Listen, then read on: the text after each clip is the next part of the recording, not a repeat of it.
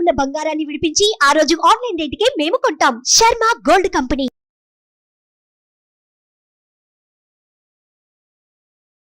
Hi hello welcome to our channel. ఈరోజు మనతో పాటు ఉన్నారు భారతీ శంకరపీఠ వ్యవస్థాపకులు శ్రీ అన్నవరపు తిరుపతిమూర్తి అవధాని గారు. నమస్కారం గురువు గారు. ఓం శ్రీ మహాగణాధిపతయే నమః.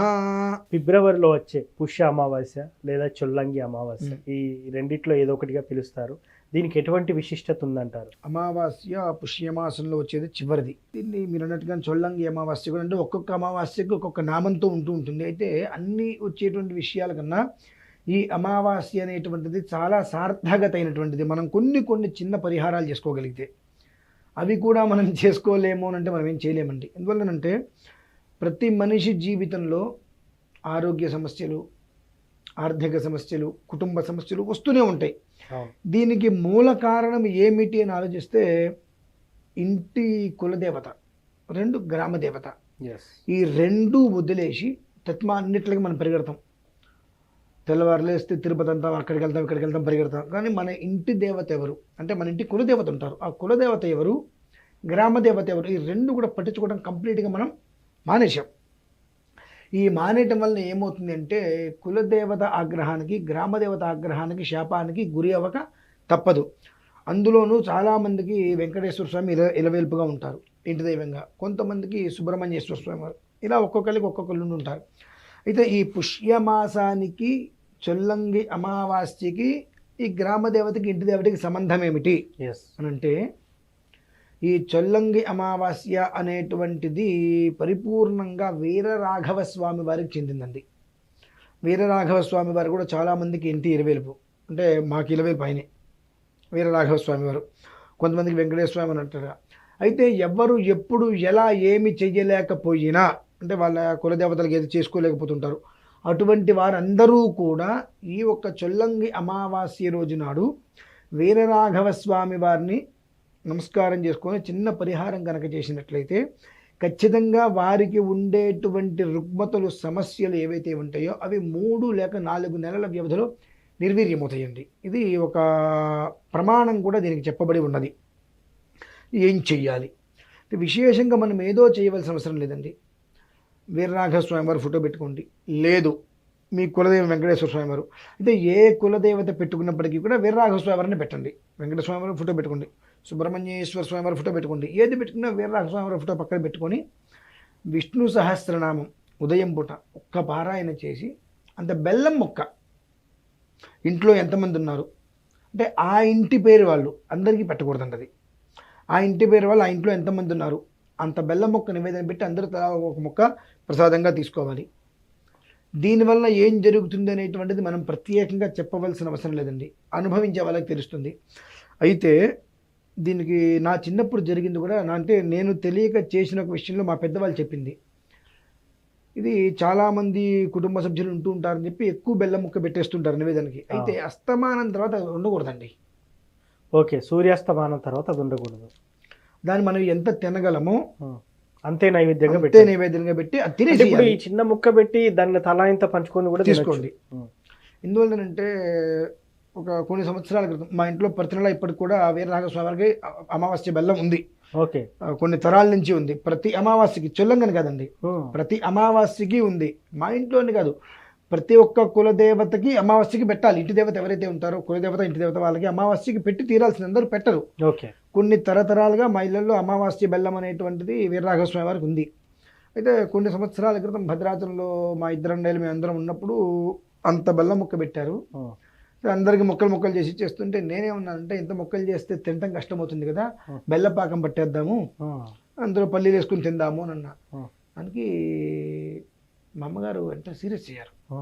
ఏమిటి అంటే, మా అమ్మగారికి వాళ్ళ అత్తగారు అంటే మా బామ్మగారు చెప్పారు, ఇలానే చిన్నప్పుడు ఇంట్లో ఇట్లా జరిగినప్పుడు ఆ బెల్లం తీసుకెళ్ళి ఉడకబెట్టేసేసి దాన్ని పాకం పట్టించేసి జీడిపప్పులు, పల్లిపప్పులు అన్ని వేసేది ప్రయత్నం చేయబోతే, ఏదైతే కనుక ఆ బెల్లం ఉడుకొస్తున్నప్పుడు బుడగలు వస్తాయి కదా, ఆ ఇంట్లో ఆ పిల్లవాడికి ఉళ్ళంతా వచ్చేసింది అట్లా. అందుకనే దీనికి చాలా నియమాలు ఉంటుంటాయి. ఏమవుతుంది అనుకుంటే ఏదో అయిన తర్వాత మనం ఏం చేయలేం. ఏడుస్తూ కూర్చోటమే. అవును. కాలిందే బర్ణాలు రాయటమే తప్ప ఏం చేయలేము. అవును. కాలక ముందే కొన్ని కొన్ని మనం తెలుసుకోవాలి. ఇటువంటివి చాలా చాలా జరుగుతూ ఉంటాయి. అయితే మనం పెద్దల దగ్గర ఉండం కనుక మనకు అన్ని విషయాలు తెలియవు.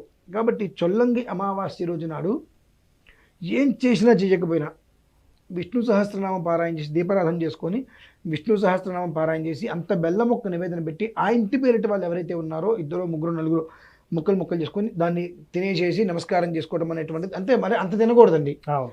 ఎందువల్ల తినకూడదు అంటే ఆ తినే ప్రసాదం అనేటువంటిది ఇంత మొక్కనే ఉండాలి. ఎందువలన ఉండాలి? ఆ తినటువంటిది శరీరంలో ఉండాలి తప్ప మలమూత్రాల నుంచి బయటికి రావద్దు. ఓకే, ఇది ఒకటి ఉంది. ఇదనే కాదండి, ఆ. మనం తీర్థాలు కూడా గ్లాసులు తాగేస్తాం రుచిగా ఉంటే. అవునవునవును. ప్రసాదం అనేటువంటిది నివేదన పెట్టినప్పుడు అంతా, ఇప్పుడు శనగలు పెడతారు, చేతికి వచ్చినప్పుడు ఇలా పట్టుకొని పెట్టడం ప్రసాదం. 4, 5 వస్తాయి, అవి శరీరంలో ఉంటాయి. అన్ని గుప్పిడి నేను తింటా అంటే అవి మలమూత్రాల త్వరలో బయటికి రావడం వల్ల పాపమే కదా మరి. కాబట్టి ఏంటంటే ఎంతవరకు తింటుంది శరీరంలో రక్తంలో అది ఇమిడిపోతుంది అంత ముక్క. అలా ప్రసాదం తీసుకొని నివేదన పెట్టి ప్రసాదం తీసుకున్న వీలుగా చిన్న ముక్క పెట్టుకోవడం వల్ల ఏమవుతుంది అంటే వాళ్ళ జీవితంలో ఏవైతే రుగ్మతులు అనుభవిస్తున్నారో అందులోంచి 3 లేక 4 నెలల్లో బయటపడతారండి. అయితే స్వామివారికి నమస్కారం పెట్టుకోవాలి. ఓకే, ఏమని సార్? గతః ఏం జరిగిందో జరిగింది స్వామి, ఇప్పటివరకు కూడా మేము చేయలేదు, మాకు పెద్దవాళ్ళు చెప్పలేదో మేము అడగలేదో జరిగిపోయింది. ఇవాళ మొదలుకొని 4 అమావాస్యల పాటు 4 అమావాస్యల పాటు బెల్లం పెడతాం. మమ్మల్ని ఈ ఉన్నటువంటి సమస్య ఏదైతే ఫలానా సమస్య అని పేరొద్దు. ఓకే, మనకు అనేకం ఉంటాయి. మనం 4 చెప్తే మిగిలిన సమస్యలే కదా. మనకేంటి మా సమస్యలు తీరలేదు, నేను బెల్లాన్ని అనవసరంగా పెట్టా అంటాం. సమస్య వద్దు, నాకున్నటువంటి సమస్యల నుంచి నేను బయటపడే తండ్రి అని చెప్పి ఒక 4 నెలలు కంటిన్యూగా 4 అమావాస్యలు అంత మొక్క పెట్టండి, ఆశ్చర్యపోతారు. తర్వాత వాళ్ళే కంటిన్యూ అవుతారు, ఎవరు చెప్పక్కర్లేదు. మీ జీవితంలో జరిగింది ఒక చిన్న ఇది చెప్పే కదండి. మా కుటుంబంలో భగవంతుడి యొక్క అనుగ్రహం వలన ఎవరు కూడా ఇబ్బందులు పడుతున్న వాళ్ళు లేరు. ఓకే, కొంతకాలం ఇంట్లో మానేశారు, ఆ తర్వాత మళ్ళీ మొదలు పెట్టారు. మరి అది మొదలు పెట్టిన తర్వాత పెద్దన్నయ్య ఉద్యోగస్తుడు అయ్యాడు, ప్రిన్సిపల్ అయ్యారు. ఇప్పుడు చిన్నన్నయ్య తిరుమల కొండ మీద ఉద్యోగం చేస్తున్నాడు. ఇప్పుడు నేను ప్రశాంతతగా ఉన్నాను, నా పిల్లవాడు కానీ అన్నయ్య పిల్లలు కానీ అందరూ చాలా సుఖంగా ఉన్నారు కదండి. ఇప్పుడు మనకు సుఖము చెప్తాను, సుఖము మీనింగ్ డబ్బు కాదండి, ప్రశాంతత. నెత్తి మీద బర్డెన్స్ లేకుండా 5,000 నోట్లోకి వెళ్ళటం అనేటువంటిది ప్రశాంతత అంటారు. ఆ ప్రశాంతత మనకు కావాలి, అదైతే మేము ఉన్నాం కదండి. గురువుగారు, ఇప్పుడు ఆ 4 అమావాస్యలే పెట్టమన్నారు కదా మీరు, తర్వాత పెట్టనవసరం లేదా? మరి ఓన్లీ చొల్లంగి అమావాస్యకి పెట్టాలి, ఎట్లా అసలు అది? అసలు అలవాటు లేని వాళ్ళు, ఓకే అంటే మాకు అలవాటు లేదండి అంటూ ఉంటారు. దీనికి అలవాటుతో పని లేదంటున్నా. ఓకే, మీ పూర్వీకులు ఏదో చేసి ఉంటారు, మీకు తెలియకపోవచ్చు. అవును, మీ పూర్వీకులు ఏదో చేసి ఉన్నారు, అది మీకు తెలియకపోవచ్చు. కాబట్టి చొల్లంగి అమావాస్యతోటి, అందుకే నేను వెంకటేశ్వర స్వామి ఫోటో పెట్టుకోండి, ఇంటి దైవం మీరు ఏదైతే అనుకుంటారో ఆ ఫోటో పెట్టుకొని వీరరాఘవ స్వామిని పెట్టుకోండి, పెట్టుకుని ఆ బెల్లం మొక్క నివేదన పెట్టి ప్రసాదం తీసుకోండి. అక్కడి నుంచి మీ ఇంటి కులదేవతగా భావించుకొని ప్రతి నెల పెట్టుకోండి, పెట్టుకోవడం మానేసేయండి, అది మీ ఇష్టం. నేనైతే పెట్టుకోమని చెప్తాను. ఎందువల్లంటే మనం 3 పూట్ల తింటున్నాగా, ప్రతిరోజు ఉద్యోగానికి వెళ్తాం, జీతం తెచ్చుకుంటున్నాగా, హైప్ కావాలి మనం కోరుకుంటున్నాగా. అలానే మన ఇంటి దేవతను మనం చూస్తేనేగా, మన ఇంటి దేవత ఇంత ఆడబిడ్డ ఒకటే కదండి, వాళ్ళని చల్లగా చూస్తే మనం చల్లగా ఉంటాం. కాబట్టి ఇంటి దేవతగా ఆలోచించి ప్రతి అమావాస్యగా పెట్టుకోండి, లేదు 4 అమావాస్యలైనా పెట్టండి, కనీసం మీకు ఆ మార్పు కనిపిస్తుంది ఖచ్చితంగా. సూపర్ సార్, నిజంగా చొల్లంగి అమావాస్య రోజు ఏం చేయాలి, మీ నిజ జీవితంలో జరిగిన ఇన్సిడెంట్ని కూడా ఉదాహరణగా చెప్పి ఎలా ఉంటుందో ఫలితం అని చాలా చక్కగా చెప్పారు sir. Thank you so much. చూశారు కదా, చొల్లంగి అమావాస్య రోజు ఏం చేయాలి, ఏం చేయకూడదని గురువు గారు చెప్పారు. సో ఆ రోజు చేసినట్టయితే ఎలాంటి ఫలితాలు ఉంటాయో కూడా గురువారి మాటల్లో విన్నాం మనం. ఇది వాటి కార్యక్రమం. మరో కార్యక్రమంలో మళ్ళీ కలుద్దాం. Thank you.